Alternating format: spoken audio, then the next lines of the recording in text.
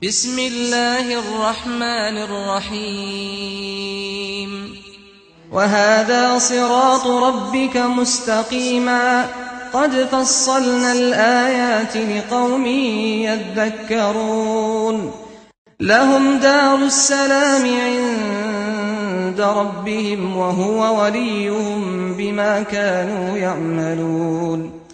السلام عليكم ورحمة الله وبركاته. الحمد لله رب العالمين. الحمد لله الذي بنعمته تتم الصالحات وبكماله تقبل العطايا والقربات وبغفرانه تغفر الذنوب والسيئات. أشهد أن لا إله إلا الله وحده لا شريك له وأشهد أن محمدا عبده ورسوله صلى الله عليه وعلى آله وسلم لا نبي بعده. أما بعد، akhwati jamaah yang dimuliakan Allah Subhanahu wa taala,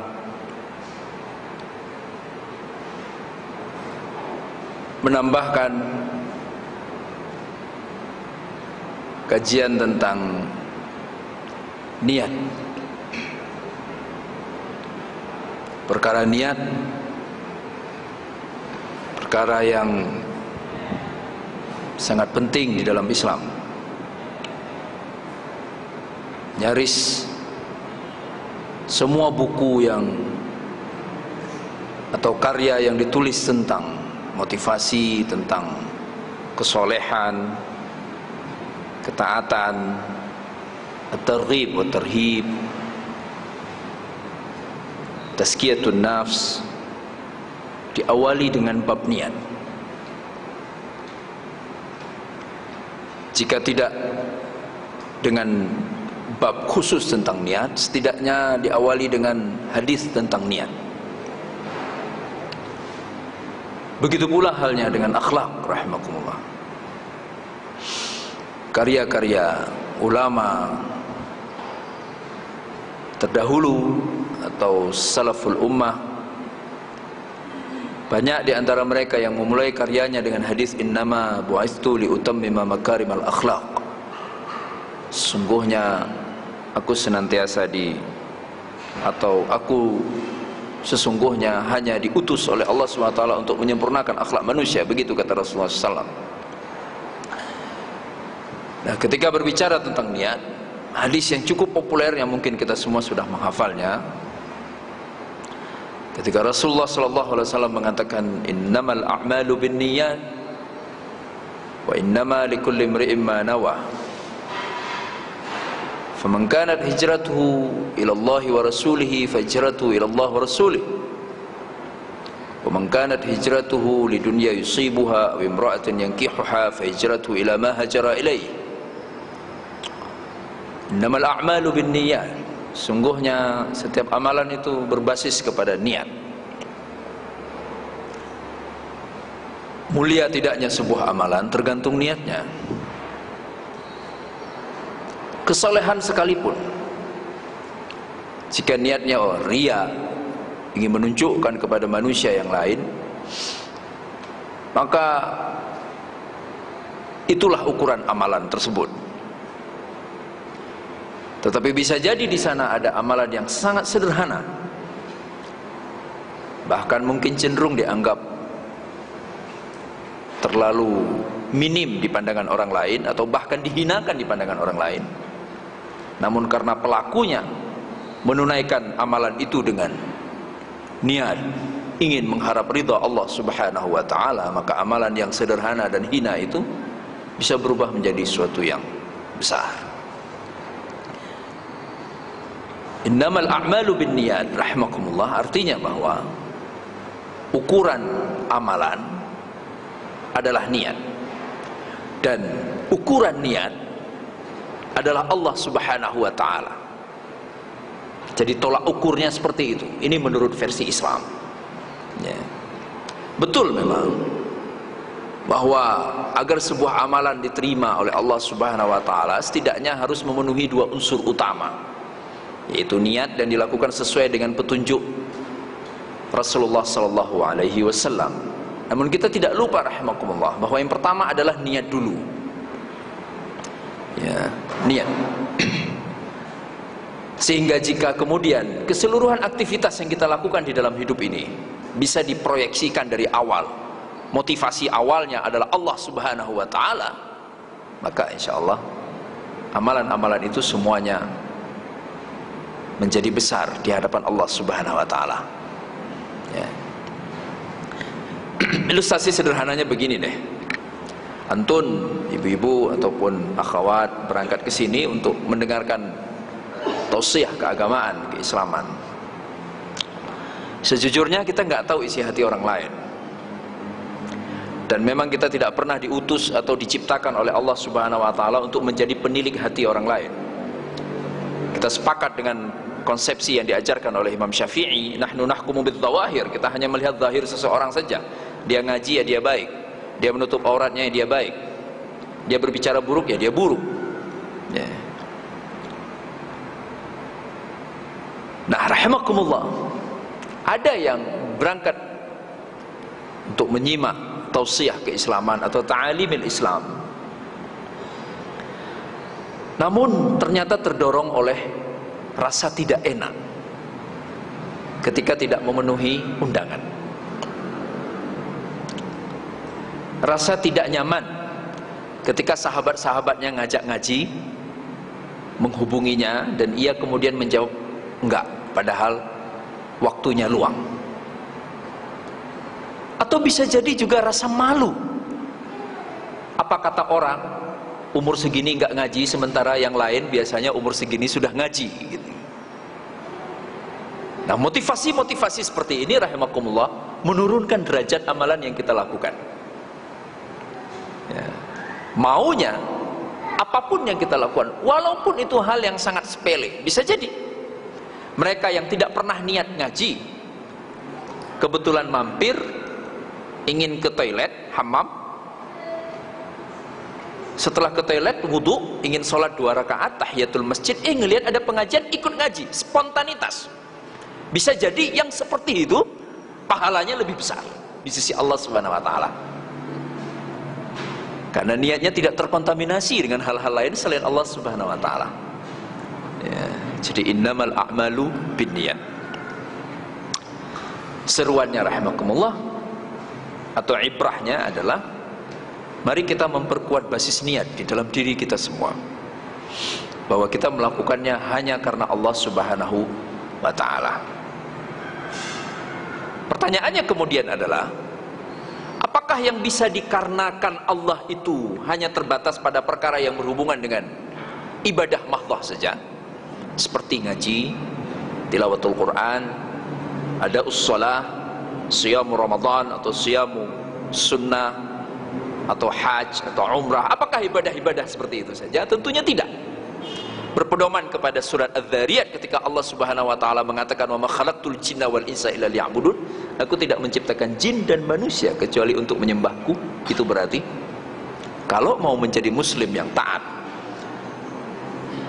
maka mau tidak mau, ikhlas tidak ikhlas, siap tidak siap, menjadikan seluruh kegiatan hidupnya bercorak ibadah, apapun itu. Karena kalau merujuk kepada ayat tadi, berarti kalau sampai ada satu kegiatan atau satu detik pun di dalam hidup kita, walaupun satu detik, kemudian digunakan di luar konteks ibadah versi Allah Subhanahu wa taala, kegiatan itu bermasalah. Gitu. Nah, pertanyaan berikutnya, mungkinkah kita hidup ibadah terus? Kalau asosiasi ibadah di dalam benak kita hanya tentang sholat, hanya tentang puasa, hanya tentang tilawatul Quran, maka akan rumit sekali menjalankan ayat. Gak gampang. Tapi jika asosiasi ibadah di dalam benak kita adalah islamisasi seluruh aktivitas kehidupan, maka itu jadi lebih mudah. Rujukannya, apa yang dipertontonkan oleh Rasulullah Sallallahu Alaihi Wasallam. Kalau seandainya Muhammad Sallallahu Alaihi Wasallam hanya untuk perkara ibadah mahdhah saja, nggak perlu hidup terlalu lama. Cukup 1 tahun selesai kalau sekedar ngajarkan sholat, puasa, zakat, Siyam Ramadan dan haji. Mudah sekali. Nggak perlu waktu sampai 22 tahun lebih itu. Hampir 23 tahun. Tapi ketika kemudian Allah Subhanahu wa ta'ala mengangkat Muhammad menjadi rasul, dan kemudian Muhammad sallallahu alaihi wasallam diberikan kesempatan untuk hidup layaknya manusia. Beliau nggak hidup layaknya, mohon maaf, rahib-rahib itu kan, yang baju-baju kuning itu kan, nggak nikah-nikah, atau yang bajunya aneh itu. Normal sekali hidup beliau. Menikah, bahkan istrinya lebih daripada satu. Lapar ya makan, juga perlu buang air besar, air kecil. Bahkan beliau juga berolahraga, beliau juga berjihad, beliau juga terkadang berbahagia bersama sahabat-sahabatnya dalam bentuk candaan yang diizinkan syariat. Beliau sering tersenyum, normal sekali. Banyak orang yang dalam beberapa kisah kita baca di dalam sirah Rasulullah SAW sampai kaget dan gak menyadari bahwa yang sedang berdiri di sebelahnya adalah sosok Rasulullah SAW. Rahimakumullah. Kemudian tiba-tiba Allah Subhanahu wa ta'ala di dalam Al-Quran mengatakan, Qul ati'ullah wa ati'ur rasul. Taatlah Allah dan taatlah Rasul. Bagian mananya yang ditaati? Aslinya seluruh dimensi kehidupan Nabi sallallahu alaihi wasallam. Hanya yang dikecualikan saja. Jadi prinsipnya bukan abaikan kehidupan Nabi, kemudian ikuti apa yang diminta kita untuk mengikutinya. Enggak seperti itu. Ikuti semuanya, tapi abaikan apa yang menjadi kekhususan dari Rasulullah sallallahu alaihi wasallam. Begitu. Ya. Nah, kalau kemudian hidup kita direorientasi atau diorientasikan ulang bahwa seluruhnya harus mengikuti petunjuk Rasulullah SAW, maka pada saat itulah kita sudah menjalani ibadah dalam semua gerak-gerik kita. Bukankah dalam semua perkara ada sunnahnya? Bukankah dalam sebuah perkara ada syariahnya? Iya kan? Semuanya. Mari sejenak kita runut. Mulai dari bangun tidur, ada sunnahnya. Bersihkan gigi, wudu, zikrullah, salat, mau qiyamul lail atau salat apapun, witir juga bisa. Ada sunnahnya. Kemudian terus menunggu waktu subuh. Saya sudah qiyamul lail, jadi saya ngapain? Ini nggak ada sunnahnya nih, waktu lega. Lah, ada sunnahnya. Bangunkan keluarganya, bangunkan suaminya. Ya kan? Menjadi seorang muslimah yang baik tidak boleh egois, pengen masuk surga sendirian, biarin keluarga saya di neraka. Ada sunnahnya. Kuntum khaira ummatin ukhrijat linnas ta'muruna bil ma'ruf wa tanhauna 'anil munkar. Dimulai dari keluarga dulu. Bersegera ke masjid bagi yang laki-laki, bagi yang wanita cukup untuk menggelar sajadah di tempat sholatnya di rumahnya. Semuanya sunnah, rahimahullah. Semuanya bagian dari apa yang pernah dipraktekkan oleh Rasulullah SAW di dalam hidup beliau. Ya. Sampai kemudian sarapan juga ada sunnahnya. Contoh, rahimakumullah, apa yang diabaikan oleh banyak orang. Dalam sebuah hadis Rasulullah SAW pernah menjelaskan, bukan hanya dalam sebuah hadis sebenarnya, bahwa makanan yang terbaik adalah makanan yang belum tersentuh api. Pernah dengar hadis itu? Hari ini populer sekali tema food combining dan raw food, makanan mentah. Mereka mengadopsi paham ini dari barat. Padahal sesungguhnya ini apa yang disampaikan dengan tegas oleh Rasulullah SAW, makanan yang terbaik yang belum tersentuh api, makanan yang nggak pernah dimasak. Dalam hadis yang lain, Rasulullah SAW ketika disodorkan daging dan makanan jenis lainnya yang belum dimasak, beliau memilih yang belum dimasak. Ternyata menjadi ibu rumah tangga sekalipun atau menyiapkan makanan untuk keluarganya pun bisa dengan mengadopsi nilai-nilai sunnah, memastikan bahwa makanan yang dihidangkan itu adalah makanan yang halal sekaligus sehat. Ya. Tapi kalau kita melihat apa yang terjadi pada diri umat Islam pada hari ini rahimakumullah, banyak orang yang jarang jajan keluar, jarang makan makanan jajanan, hanya makan di rumahnya, tapi tiba-tiba diserang oleh penyakit. Bukan penyakit yang sifatnya genetik, turunan, tapi penyakit yang terjadi gara-gara kekeliruan pola makan. Siapa yang salah? Ibu rumah tangganya, ya kan? Salah apanya? Tidak ingin membahasnya dari sisi kemanusiaan, tetapi kekeliruan karena tidak mau mengimplementasikan sunnah di dalam kehidupan rumah tangganya. Banyak sekali orang ketika disebut terminologi sunnah, maka pola pikirnya langsung, oh tentang sholat sebagaimana Rasul sholat, oh tentang wudhu sebagaimana Rasul wudhu. Benar, itu benar, tetapi tidak hanya itu, ya kan? Sunnah memilih sekolah untuk anak-anak ada sunnahnya, termasuk sunnah mempolakan cara berpikir dalam memutuskan segala-galanya, termasuk sunnah dalam memutuskan dan memberanikan diri untuk selalu memihak kepada kebenaran. Allahu Akbar. Memihak kepada kebenaran. Jadi fikrah pun harus nyunnah, kira-kira begitu. Sebagaimana kita semangat pada hari ini, tata cara sholat kita semuanya harus sunnah, maka fikrah pun harus nyunnah. Ketika fikrah kita tidak nyunnah, maka bisa jadi akan tersisa beberapa aktivitas di dalam kehidupan kita yang akhirnya tidak pernah tersentuh dengan corak Islam. Ketika itu terjadi rahimakumullah, na'udzubillahi min dzalik, ketika kita tidak waspada tentang hal itu, bisa jadi di akhirat kelak, di hadapan pengadilan Allah Subhanahu wa ta'ala, dilakukanlah proses perhitungan seluruh waktu yang kita gunakan dalam kehidupan ini.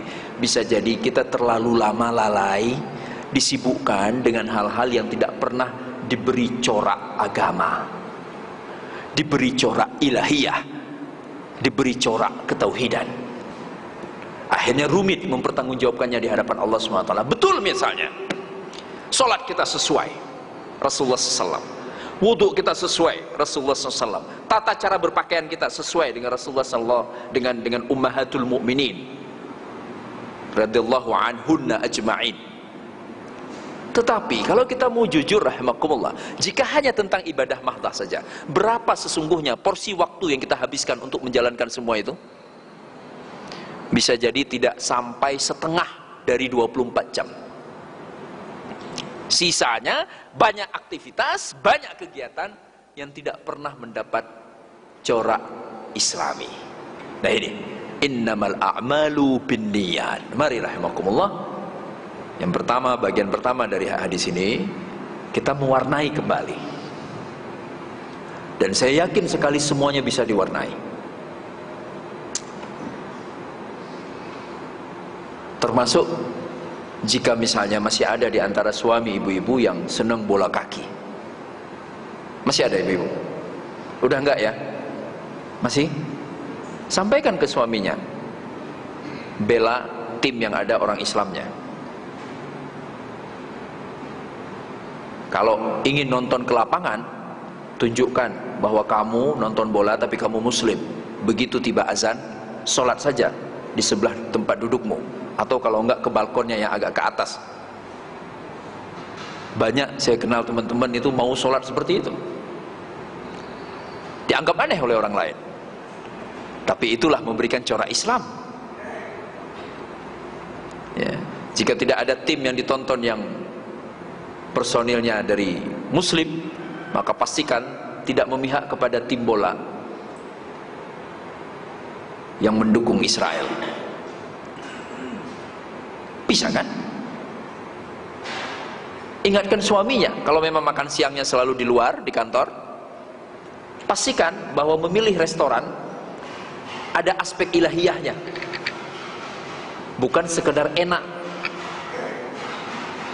Oh, restoran itu penyajinya semuanya berjilbab. Oh, restoran itu pemiliknya muslim. Oh, restoran itu selalu ingin memastikan makanan yang disajikan adalah halal.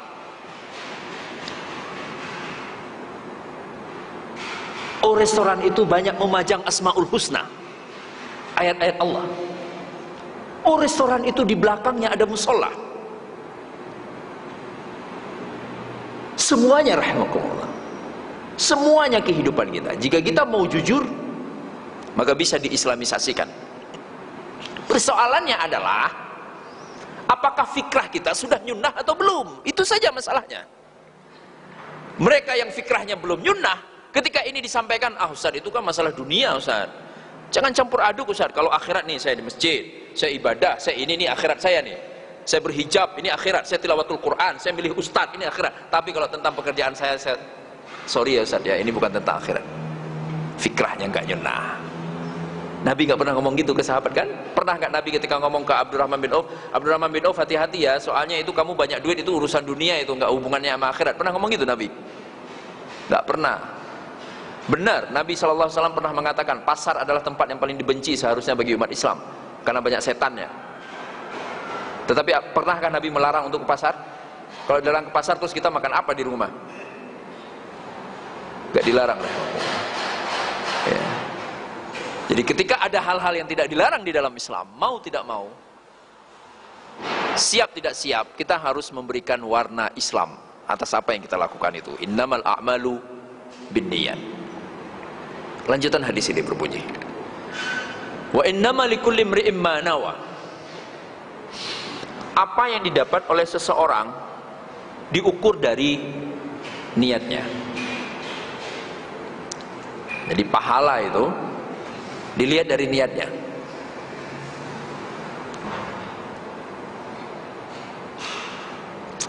Amalan yang besar belum tentu menghasilkan pahala yang banyak jika niatnya kerdil. Nah, ulama hadis ketika mensyarah bagian kedua dari hadis ini mengatakan apa? Agar sebuah amalan sekecil apapun pahalanya jadi besar, lakukanlah ikhlas. Ikhlas. Kalau ada yang ikut apa itu odoj itu ya, one day one juice, itu kan mereka pada demen bilang kholas itu kan, nah, kholas, nggak ada kholas, kholas akar kata dari ikhlas. Kholas artinya takhlis, proses purifikasi, penyucian. Jadi sesuatu yang dianggap khalas, sesuatu yang tinggal intinya saja, sesuatu yang bisa menyingkirkan segala hal yang tidak berhubungan dengan prinsip substansial, itu khalas ya. Nah, dalam kaitannya dengan niat sering disebut dengan nama ikhlas. Jadi enggak niat saya khalas, enggak begitu, niat saya ikhlas. Dan niat ikhlas itu seperti apa? Ketika ingin melakukan sesuatu rahimakumullah, biasanya sehebat apapun kita atau capaian apapun yang kita raih dalam kehidupan ketaatan ini, selalu kita didorong oleh banyak faktor, ya kan? Ya tadi yang contoh sederhana saja deh, ibu-ibu yang hadir ke sini, faktornya banyak sekali. Hadir ke sini karena dorongan sahabat yang terus mengingatkan, besok kita ngaji jangan lupa ya, Senin ngaji jangan lupa ya, di broadcast dan sebagainya. Dorongan, memang saya nggak ngapa-ngapain, mau ngapain lagi? Daripada saya bengong di rumah, mending diisi dengan sesuatu yang bermanfaat. Itu juga faktor juga kan? Ada juga faktor berikutnya, ngaji itu gaul yang islami katanya. Daripada saya gaul nggak karuan, ketemu dengan teman-teman yang aneh, mending saya ngaji, ketemu dengan teman-teman yang solehah katanya. Itu juga faktor. Ada juga yang udah lama nggak ke masjid Baitur Rahman. Benar Baitur Rahman? Darussalam. Banyak faktornya. Apapun yang kita lakukan seperti itu rahimakumullah. Jarang orang melakukan sesuatu di dalam hidupnya, dorongannya itu cuma satu tok. Buka puasa saja contohnya, misalnya iftar, Meskipun itu tentang menghilangkan rasa dahaga, rasa lapar, tapi ketika memilih makanan berarti tentang saya pengen makan itu, gitu kan? Banyak kan orang buka puasa milih, bahkan seluruhnya rata-rata orang milih buka puasa. Ya. Nah, yang dimaksud dengan ikhlasun niyah rahimakumullah, kita mampu untuk menyingkirkan semua faktor yang lain dan menyisakan satu faktor saja, yaitu Allah Subhanahu wa ta'ala. Itu ikhlas. Dan ini bukan perkara gampang. Menyingkirkan semua alasan yang lain. Saya tuh berangkat karena Allah Subhanahu wa ta'ala. Itu bukan perkara mudah rahimakumullah. Bukan perkara mudah. Karena kita makhluk sosial. Kita hidup di lingkungan, kita hidup bersama keluarga kita, sangat tidak nyaman hidup sendirian. Maka akhirnya mau tidak mau kita terpengaruh oleh banyak aspek, banyak faktor di dalam hidup kita. Dan keterpengaruhan ini diakui oleh agama, ya kan? Makanya selalu disampaikan kalau bisa carilah lingkungan yang islami agar keislaman kita terlindungi, begitu bukan? Iya. Carilah lingkungan yang lebih baik, lingkungan yang lebih soleha, agar kemudian kita mendapat dukungan untuk terus berada dalam keistiqamahan, kan begitu? Jadi lingkungan itu faktor penting. Namun ketika berbicara tentang ikhlas, ikhlasun niyah pada level yang tertinggi, ia tidak lagi peduli dengan lingkungannya ketika melakukan kebaikan, bahwa itu bukan gara-gara lingkungannya, bahwa itu bukan tentang dorongan lingkungan, bahwa ini tentang saya ingin memperoleh ridha Allah Subhanahu wa ta'ala. Sulit memang, sulit sekali. Nggak perlu jauh-jauh untuk melihat aspek lingkungan dan aspek keikhlasan itu. Coba deh ibu-ibu yang suka jalan-jalan itu, ketemu orang Indonesia di luar negeri, biasanya tetap dengan gaya Indonesianya atau berubah jadi disiplin dan bersih? Berubah bukan? Berubah. Nggak usah jauh-jauh ke negara tetangga kita saja, udah nggak ada lagi ngeludah sembarangan. Padahal di Indonesia nauzubillah udah nggak pernah lagi buang sampah dari mobilnya, padahal di Indonesia cuek aja kadang-kadang, apalagi kalau sudah di luar kota. Sudah nggak siap mau antri, padahal di depannya tuh 100 orang, tapi Masya Allah kayaknya itu orang dengan paspor dari negara maju, padahal begitu dilihat paspornya dari Indonesia. Dimana di Indonesia nggak siap antri, mens robot dan sebagainya. Lingkungan bukan?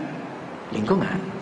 Nah, Allah Subhanahu wa ta'ala melalui hadis ini yang disampaikan oleh Rasulullah SAW, silahkan, bagus, nggak ada masalah sama sekali kita terpengaruh dengan hal-hal baik yang ada di sekeliling kita. Tapi jika mengidamkan pahala di level yang tinggi dari Allah Subhanahu wa ta'ala, maka pada saat sebuah kebaikan dilakukan, dorongannya tersisa hanya Allah Subhanahu wa ta'ala. Allahu Akbar. Muncul pertanyaan, kenapa sih harus begitu? Jawabannya satu, qul huwallahu ahad. Esensi dari tauhid adalah mengesahkan Allah Subhanahu wa ta'ala. Kalimat ini terkesan sederhana, mudah dipahami, padahal tidak. Kenapa? Karena aslinya mah Allah satu. Kenapa harus diesahkan? Iya kan? Dari sejak jahiliyah dulu. Coba ibu-ibu buka lagi buku sirah itu, Rasulullah SAW sebelum Rasulullah lahir. Apakah orang jahiliyah itu mengatakan Allah banyak? Enggak.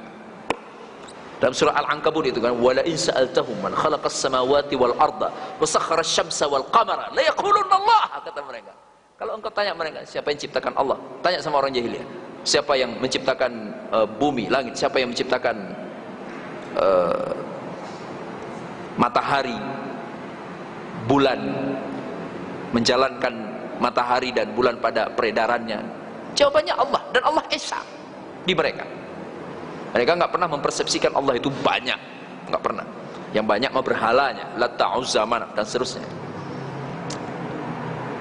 Ya. Nah, terus apa dong tema tauhid itu sesungguhnya? Tauhid itu setelah kita tahu Allah esa, maka dengan segera setidaknya memahami dua hal tentang Allah Subhanahu wa ta'ala. Satu, Allah lah segala-galanya. Dua, hanya Allah. Allah segala-galanya artinya bahwa apapun yang kita lakukan harus orientasinya lillahi ta'ala.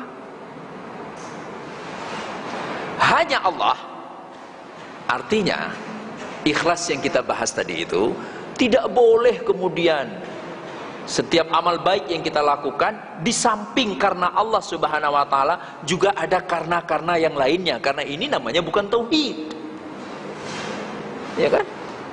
Tauhid Allah qul huwallahu ahad. Ahad. Satu saja. Makanya kan la ilaha illallah, bukan la rabba illallah, gitu kan? Kenapa enggak ada? Kenapa syahadat itu tidak berbunyi la rabba illallah? Kenapa bunyinya la ilaha illallah? Rabbun kan artinya yang menciptakan, yang mengayomi, yang mengasuh, yang mengurusi, kasih rezeki. Kenapa la ilaha? Karena ilaha rahimakumullah artinya sesembahan yang dipatuhi, yang diorientasikan, yang dijadikan tujuan, yang lebih diutamakan. Itu arti ilah. Jadi kalau ada seseorang kemudian dalam amalannya mengikut sertakan, ya sudah, lillahi ta'ala sudah. Tapi di saat yang sama juga karena teman, juga karena lingkungan, juga karena yang lain-lain, itu menjadi faktor yang mendorongnya untuk taat Allah, bagus. Tetapi jika itu menjadi motivasi dirinya dalam mengerjakan kebaikan, jadi masalah. Ya, jadi persoalan pertamanya adalah karena kalau orang tetap membiarkan dirinya di dalam relung hatinya bersemayam karena selain Allah, juga karena Allah ada di sana, akhirnya niatnya tidak ikhlas, bermasalah. Itu masalah pertama. Jadi dari aspek ketauhidan. Yang kedua, dari aspek keistiqamahan juga bermasalah. Keistiqamahan yang seperti apa? Contoh, rahimakumullah. Misalnya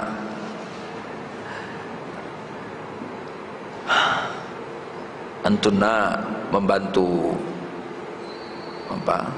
anak yatim, duafa gitu kan, berinfak.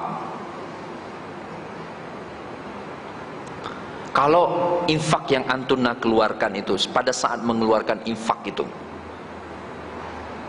karena rasa iba kepada si anak, boleh nggak? Kalau pertanyaannya boleh, boleh-boleh aja kan? Orang nggak pernah dilarang kok. Tapi kalau pertanyaannya, sudahkah itu mencapai derajat ikhlas yang diinginkan Rasulullah SAW? Belum. Kenapa? Mari kita lihat. Pernah dengar nggak ibu-ibu? Orang setelah infak terus ngomong, alhamdulillah saya bisa infak. Atau apakah omongannya itu disampaikan kepada orang lain ataupun hanya untuk dirinya sendiri? Tapi setelah sekian waktu, sekian lama, setahun, 2 tahun, 3 tahun, tiba-tiba keluar dari lisannya, kecewa saya infak kepada yang bersangkutan, padahal dulu saya ikhlas. Pernah dengar orang seperti itu? Mengungkapkan kekecewaan atas infak yang pernah diberikannya? Pernah kan? Pernah. Nah, pertanyaannya sekarang, kenapa ungkapan itu bisa keluar? Kenapa rahimakumullah? Sederhana sekali. Ikhlas, lah kalau ditanya ikhlas, yang bersangkutan dalam konsepsi ikhlas yang tadi itu niatnya gabung-gabung Allah juga, yang lain juga, iya. Tapi yang bersangkutan ketika memberi lupa membersihkan hatinya. Dia memberi karena iba, kasihan, atau membutuhkan. Du'afa itu sedang membutuhkan. Sehingga ketika yang diberi itu di kemudian hari berubah menjadi seseorang yang jauh dari Allah, atau menggunakannya untuk hal-hal yang haram, keluar dari lisannya, saya kecewa membantu yang bersangkutan. Kenapa? Karena ternyata di sana ada tersisa niat, kalau saya memberi berarti Anda harus bagus, memanfaatkannya dengan benar, Berarti itu tentang apa? Tentang kita atau tentang Allah? Tentang diri kita. Iya kan? Boleh nggak ngomong, saya kecewa sudah bantu? Nggak boleh, kecuali siap pahala amalnya tergerus. Nggak masalah, ngomong aja terus. Ya kan? Banyak begitu kan? Jangankan orang nyumbang masjid saja ada yang begitu.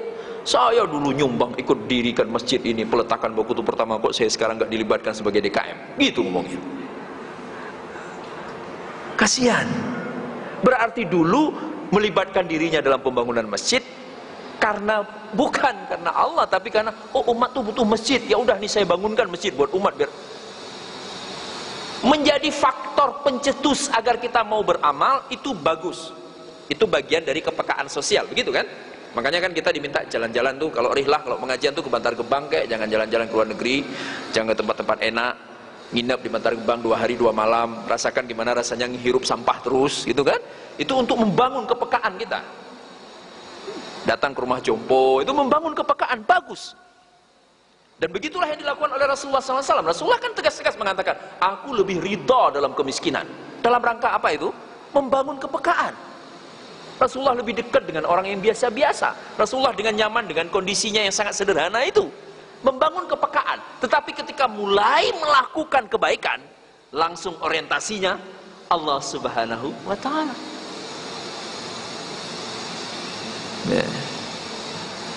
Ini adalah tentang Allah Subhanahu wa Ta'ala. Bayangkan rahimahkumullah. Kembali ke contoh tadi, berinfak. Kalau tentang Allah, berarti harapannya apa? Surga, bukan? Infak berarti saya pengen masuk surga. Setelah itu kita masih mau peduli nggak infak itu dimanfaatkan untuk apa? Nggak masalah sama sekali, bukan? Sangat tidak bermasalah. Nggak akan ada ungkapan kekecewaan di sana, bahkan sudah dilupakan. Kenapa? Karena begitu infak, malaikat sudah catat, pahalanya sudah maksimal. Yang penting ikhlas karena Allah. Yang diberikan harta yang halal diberikan dengan cara yang mulia, selesai sudah. Terus kenapa harus kecewa di kemudian hari? Apakah malaikat lupa mencatat amalan kita? Nggak mungkin. La ya'sunallaha ma amarahum wa yaf'aluna ma yu'marun. Malaikat tidak pernah maksiat kepada Allah, selalu melaksanakan apa yang diperintahkan, begitu kan? Kriteria malaikat, karakter malaikat, tidak pernah bisa maksiat. Tapi ketika kita lupa membersihkan hati kita untuk sebuah amal kebaikan, akhirnya kita mengucapkan sesuatu yang tidak pantas kita ucapkan, kecewa. Nauzubillah min zalik. Apanya yang dikecewakan? Toh pahalanya padahal sudah dicatat. Yang ada justru mengungkit-ungkit kebaikan yang pernah kita lakukan. Itu namanya wa innama likulli imri'in ma nawa. Nah, ini dua hal rahimakumullah. Dampak buruk ketika seseorang tidak bisa benar-benar membersihkan seluruh dirinya, seluruh relung hatinya dari niat-niat selain karena Allah Subhanahu wa Ta'ala. Ya. Nah, rahimakumullah. Ya, emang sih ini terlalu ideal. Mohon maaf kalau yang saya sampaikan ini terlalu ideal ya. Ini idealnya seperti itu. Ya, realitanya ya kita semua berjuang rahimakumullah untuk mencapai derajat itu. Termasuk antunna, ibu-ibu, ketika berhadapan dengan pasangannya, suaminya, berhadapan dengan anak-anak. Seandainya itu adalah tentang Allah, pasti lebih ringan. Bukan tentang diri pribadi antunna. Kalau tentang diri pribadi antunna itu berbeda sekali. Sudah ibu bilang berkali-kali, dengerin ibu nggak sih? Kalau tentang Allah harus marah begitukah? Nggak perlu, nggak perlu. Nah, kata Allah, kamu nggak boleh telat sholat. Nah, Rasulullah cinta ilmu, kamu harus senang ilmu. Nah, Rasulullah SAW mengajarkan akhlakul karimah, kamu harus begitu. Sampaikan ke putra-putrinya, nah ini bukan tentang orang tuamu, nah orang tuamu bukan pemilik surga dan neraka. Orang tuamu kalau kata Allah mati, sekarang ya mati, kamu tinggal sendirian seenaknya. Tapi ini tentang kehidupanmu setelah mati. Alam akhirat, di mana di sana bapak ibumu tidak ngaruh, tidak punya kekuasaan, tidak bisa apa-apa lagi. Bapak ibumu hanya mengajak saja. Bapak ibumu hanya bisa mengarahkan. Nggak perlu pakai marah kan? Perlu nggak pakai marah? Kalau tentang Allah, tentang Rasulullah, sama sekali nggak urgent harus marah-marah. Dan lihatlah dampak yang terjadi pada diri anak jika diajarkan dengan pendekatan tauhid seperti itu. Perubahannya pasti akan signifikan. Kenapa? Karena asosiasi kebaikan yang dilakukannya bukan lagi tentang diawasi orang tuanya. Iya kan? Banyak sekali anak yang seperti itu, termasuk saya waktu masih status anak dulu itu. Takut kalau depan ayah dan ibu, kan begitu kan? Ya, nggak ada ayah, nggak ada ibu, wah merdeka. Kan gitu. Ayah ibunya pergi haji, lebih merdeka lagi, lama kan? Sebulan, Masya Allah. Kapan lagi kayak gini? Pulang bapak ibunya, Pak nggak haji lagi tahun depan. Gitu. Dikira anaknya soleh, padahal kesempatan kata anaknya. Kenapa? Karena dia berpikir bahwa kebaikan yang ditunaikannya adalah tentang orang tuanya. Bayangkan rahimakumullah, jika kita dari awal mengarahkan anak-anak kita, keluarga kita, bahwa kebaikan sekecil apapun yang mereka lakukan adalah tentang Allah Subhanahu wa taala, tentang keikhlasan, tentang surga, tentang agar jauh dari neraka, maka kita akan melihat sebuah keluarga yang luar biasa. Nasihat cukup disampaikan dengan nada suara yang rendah, tapi akan memberikan dampak perubahan yang sangat-sangat signifikan di dalam keluarga. Sampai jam berapa Ustazah? Lama ya. Lanjutan dari hadis ini berbunyi, "Faman kanat hijratu ila Allah wa rasulih, fa hijratu ila Allah wa rasulih." Barang siapa yang hijrahnya itu karena Allah dan Rasulnya, maka hijrahnya pasti karena Allah dan Rasulnya. Ya. Maksudnya ini bagian ketiga dari hadis ini. Nanti ibu-ibu browsing saja, hadis itu ada kok di internet itu, hadis tentang niat. Artinya begini, jika memang kita paham betul bahwa niat harus ikhlas, jika memang kita sudah memahami bahwa ukuran kebaikan sebuah amalan dilihat dari niatnya, maka pastikan niat itu karena Allah dan atas petunjuk dari Rasulullah sallallahu alaihi wasallam. Ini pelajaran dari bagian ketiga dari hadis ini. Makanya kata Rasulullah SAW, "Faman kana hijratu ilallahi wa rasulih." Ya. Jadi Bu, tidak melakukan sesuatu kecuali karena Allah dan karena Rasulullah sallallahu alaihi wasallam. Ya. Ketika berbicara karena Rasulullah sallallahu alaihi wasallam, seolah-olah kita menduakan Allah Subhanahu wa taala dengan Rasulullah SAW. Sebenarnya tidak. Yang dimaksudkan dengan karena Rasulullah sallallahu alaihi wasallam adalah melakukannya atau melaksanakannya sesuai dengan tuntunan yang diajarkan oleh Rasulullah sallallahu alaihi wasallam. Ya. Nah, melaksanakan sesuai dengan tuntunan, kita tidak pernah ketemu Rasul sallallahu alaihi wasallam. Ada yang pernah ketemu Rasulullah kecuali dalam mimpinya, ya kan? Physically kita nggak pernah ketemu dengan beliau. Kita tidak pernah tatap muka, dialogis langsung, tidak pernah. Kita tidak pernah bisa hadiri pengajian beliau kecuali dalam mimpi. Terus dari mana dong kita tahu tentang Rasulullah SAW? Dari sahabat. Kan begitu. Sahabat adalah, definisi sahabat, mereka yang berislam pada masa Rasulullah SAW dan meninggal dalam keadaan Islam, iman. Ya, itu sahabat. Kenapa harus sahabat? Karena sahabatlah generasi terbaik di dalam Islam. Kata siapa? Kata Rasulullah sallallahu alaihi wasallam, "Khairul quruni qarni", gitu kan? Sebaik-baik periode kehidupan umat Islam adalah periode pada saat aku hidup. Ya, beliau hidup bersama sahabat beliau. Generasi terbaik. Adakah alasan logis kenapa mereka jadi generasi terbaik? Banyak sekali. Satu, mereka hidup dengan suri tauladan terbaik di muka bumi ini.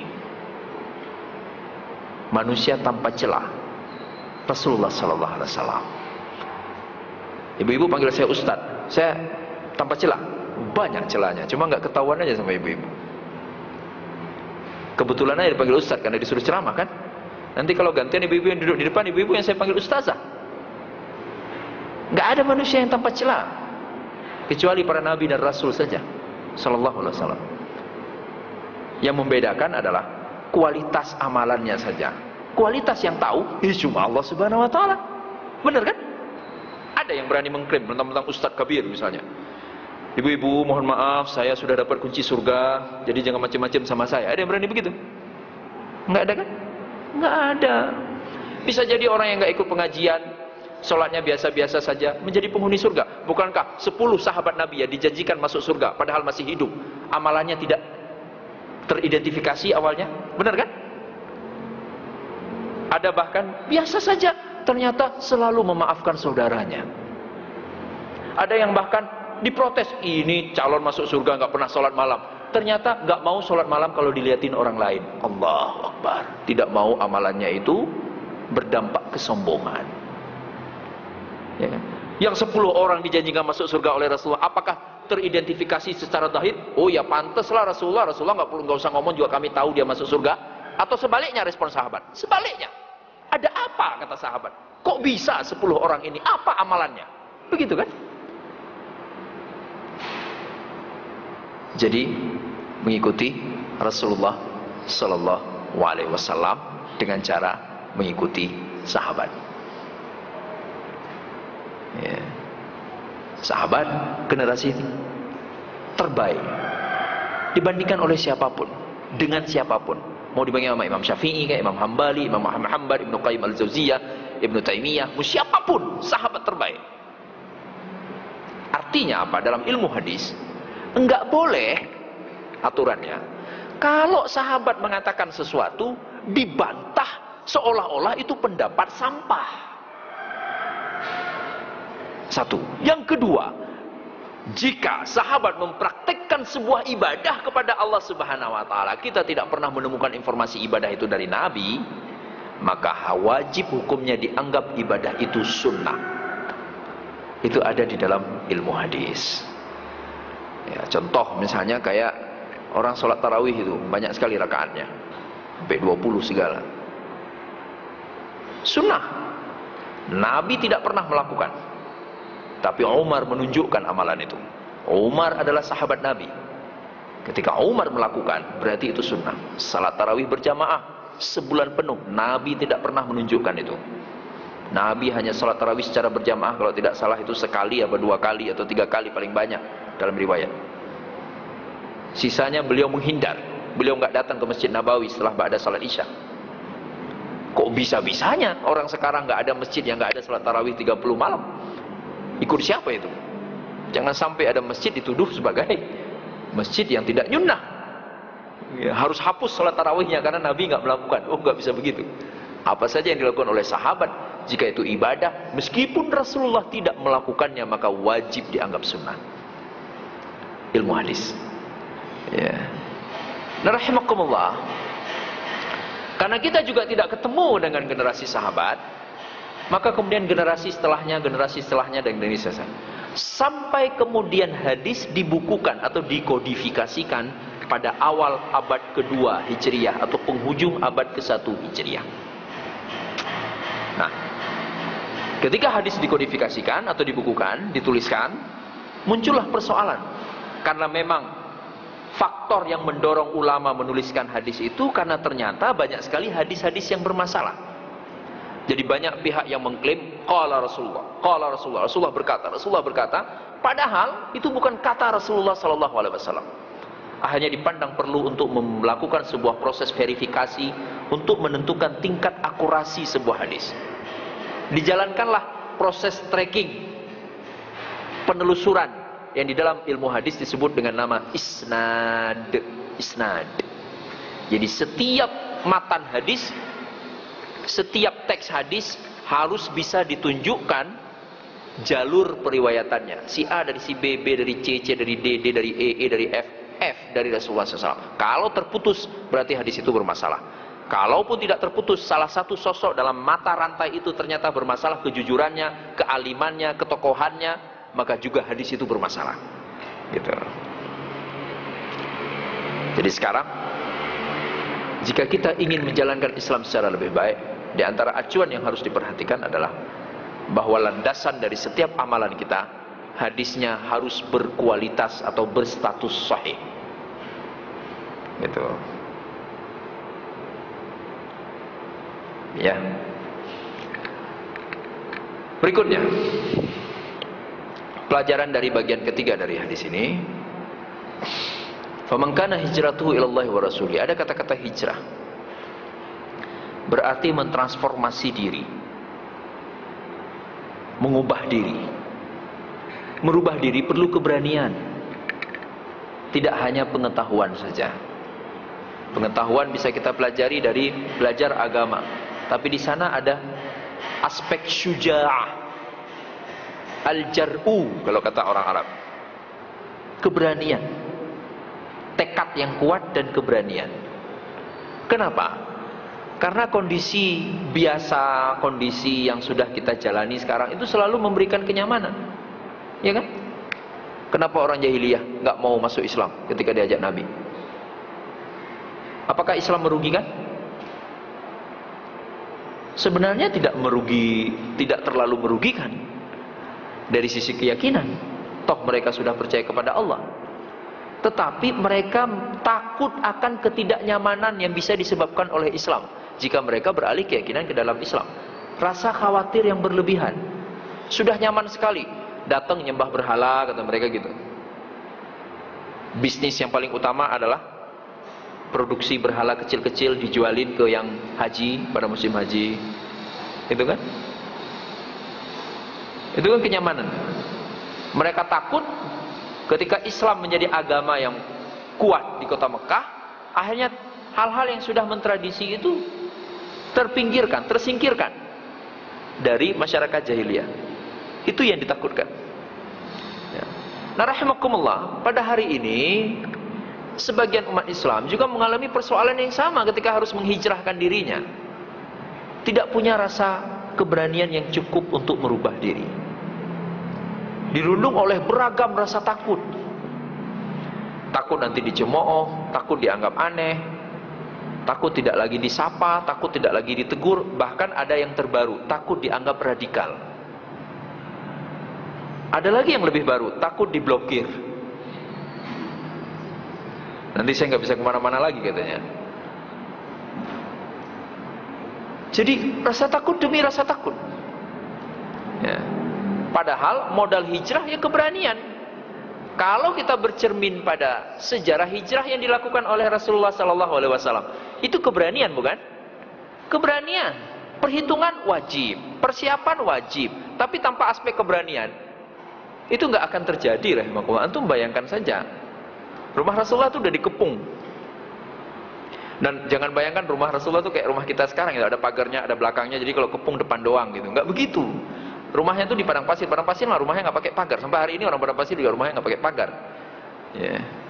Ya rumah-rumah aja begitu. Jadi kepungnya itu kepung, sekeliling rumahnya dikepung. Gitu. Mau kabur kemana? Ya, Masya Allah. Ali bin Abi Thalib tidur di ranjang Rasulullah SAW. Rasulullah tetap berangkat, ditemani oleh Abu Bakar dan satu orang pemandu yang pada saat itu belum masuk ke dalam agama Islam. Berani. Ya. Perjalanannya nggak kayak kita sekarang dari Mekah Madinah itu lancar banget tolnya kan, mulus, cuma paling 6 jam, udah paling lama itu 6 jam. Dulu mah nggak seperti itu. Ya. Keberanian. Jadi kalau sampai detik ini kita belum berubah-ubah juga ke arah yang lebih baik, periksa kembali kualitas keberanian kita. Check up keberanian. Ini saya sudah jadi sosok yang terlalu penakut atau ada apa sih dengan saya? Gitu. Ya. Resiko apa aja ada resiko lah. Maksiat, emang nggak ada resiko maksiat? Banyak resiko maksiat. Di dunia saja sudah ada kan. Terus ada orang mengatakan, oh kalau kebaikan itu tanpa resiko. Kata siapa? Cuma persoalannya adalah, begini rahimahullah. Persoalannya, konsepsi kita tentang masa depan itu yang membuat kita ada yang menjadi penakut, ada yang menjadi pemberani. Orang banyak mengatakan, Pak, ya teman-teman itu, yang bapak-bapaknya Bu, kalau ngobrol misalnya ngaji bareng saya, terus gimana Pak? Ya Ustaz, ini saya sedang siap-siap nyiapin masa depan anak-anak saya. Masa depan yang mana Pak? Ya kan saya paling bekerja berapa tahun sih, ntar saya pensiun, anak saya biar hidupnya biar enak, dia bisa lanjutkan usaha saya, bisa ini. Rahimakumullah. Di dalam Al-Quran, di dalam hadis, nggak ada satupun terminologi pensiun. Pensiun bahasa Arabnya at-taqa'ud. Nggak ada kata taqa'ud di dalam Quran. Yang ada al-qawaidu minan nisa. Ada kan? Dalam surat An-Nur itu, wanita-wanita yang sudah sepuh, sudah menopause, usianya sudah lanjut, boleh bajunya nggak terlalu berlapis-lapis lagi. Boleh beberapa ditanggalkan. Masih ingat kan ayat itu? Ya. Tapi nggak ada kata taqa'ud yang lain. Kata pensiun nih. Udah kerja dulu, sekarang kerja keras, nanti masuk masa pensiun. Itu nggak ada dalam agama itu. Pensiun itu cuma ada dalam ranah profesionalisme saja. Agama nggak mengenal istilah pensiun. Karena kalau agama mengenal istilah pensiun, orang kalau udah nggak kerja lagi boleh dong frekuensi salatnya dikurangi dari 5 jadi 4. Nggak ada kan? Boleh dong zakat nggak bayar lagi karena kan Pak saya cuma nerima pensiun Pak, nggak nerima gaji lagi. Nggak boleh. Sama aja, salat malamnya tetap harus, semuanya tetap harus. Nggak ada perubahan sama. Justru yang terjadi sebaliknya, tanggung jawabnya tambah banyak karena usianya bertambah. Ya. Nah, yang membuat kita takut rahimakumullah adalah proyeksi kita hanya selalu tentang masa depan setelah usia lanjut itu, bukan masa depan setelah mati. Silahkan berbicara tentang masa depan, masa pensiun, tapi anggaplah itu setelah kematian kita. Bayangkan rahimakumullah, jika dari sekarang usianya masih 30 tahun, 40 tahun, dia berjuang, bekerja keras, tapi yang ada dalam benaknya, ini biar saya bisa bahagia setelah mati. Luar biasa kan cara bekerjanya? Kerja kerasnya iya, cari nafkahnya sungguh-sungguh, infaknya banyak, taat kepada Allahnya pasti akan luar biasa. Karena masa depan yang dipersiapkan adalah masa depan setelah mati di alam akhirat. Masa depan yang abadi, masa depan yang pantas untuk dipersiapkan. Sekarang kadang-kadang orang konyol banget rahimakumullah. Mohon maaf ya. Saya tuh kadang-kadang keluar kosakata nggak sopan dari mulut saya ini. Tapi saya bukan muridnya Pak Basuki ya. Kenapa saya mengatakan tadi, mohon maaf dalam tanda kutip, aneh gitu, konyol. Dia bekerja dari semenjak usia 30 tahun. Ya kan? Biasanya, hitung-hitungannya kan usia umat Nabi Muhammad lah, 63 tahun. Pensiun usia berapa ibu-ibu? 60 lah ya, rata-rata. Berarti kalau mulai bekerja pada usia 30, pensiun pada usia 60, berarti dia berapa tahun kerjanya? 30 tahun kan? Masuk akalkah atau logiskah kalau bekerja 30 tahun hanya untuk mempersiapkan masa 3 tahun dengan ukuran umat Nabi Muhammad 63 tahun meninggal? Nggak logis sama sekali kan? Sangat-sangat tidak logis itu. Harusnya oke lah, oh nanti saya pensiun usia 60 tahun, ya udah siapkan saja dalam masa 3 tahun, 3 tahun untuk 3 tahun, masih masuk akal. Atau kalau enggak 2 kali lipatnya 6 tahun untuk 3 tahun. Karena saya nanti begitu pensiun saya kan jadi kuat banget Ustaz. Kesehatan saya luar biasa. Saya boleh makan apapun, enggak usah pantang-pantang. Saya boleh pergi kemana saja. Saya bisa fitness, saya bisa semua. Katakanlah begitu misalnya. Meskipun itu mustahil. Jadi enggak rasional rahimakumullah. Mempersiapkan sesuatu yang luar biasa untuk momentum yang sudah tidak lagi luar biasa. Mempersiapkan dana sebanyak mungkin, persiapan segala-galanya untuk hidup di mana di saat itu kita udah lemes, nggak bisa ngapa-ngapain, nafsu makan udah hilang, ngelihat lawan jenis sudah nggak ada nafsu. Mempersiapkan segala-galanya untuk itu. Sia-sia usia 30 tahun itu rahmatullah. Sia-sia. Nah, bagaimana jika itu dirubah? 30 tahun itu untuk setelah mati. Allahu Akbar. Baru logis. Kenapa? Karena kehidupan setelah mati abadi. Tidak temporer. Tidak sementara. Jika bahagia, abadilah dalam kebahagiaan. Jika sengsara, naudzubillah min dzalik, bisa jadi juga abadi dalam kesengsaraan. Ya. Jadi di sana perlu keberanian. Dan keberanian itu biasanya bisa tumbuh dengan mereorientasi masa pensiun kita.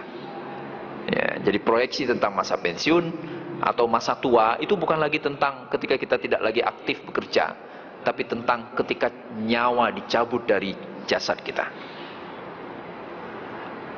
Berikutnya, ada sesi tanya jawab nggak, Bu Ustazah? Ada ya? 10 menit lagi ya, Ibu-ibu. Faman kanat hijratu ila Allah wa rasulih, fa hijratu ila Allah wa rasulih. Jadi barang siapa yang berani mengubah dirinya karena Allah dan mengikuti sunnah Rasulullah SAW, punya keberanian untuk berubah, maka Allah akan mengubah yang bersangkutan. Allahu Akbar. Ini janji Allah Subhanahu wa taala, diucapkan oleh Rasulullah sallallahu alaihi wasallam.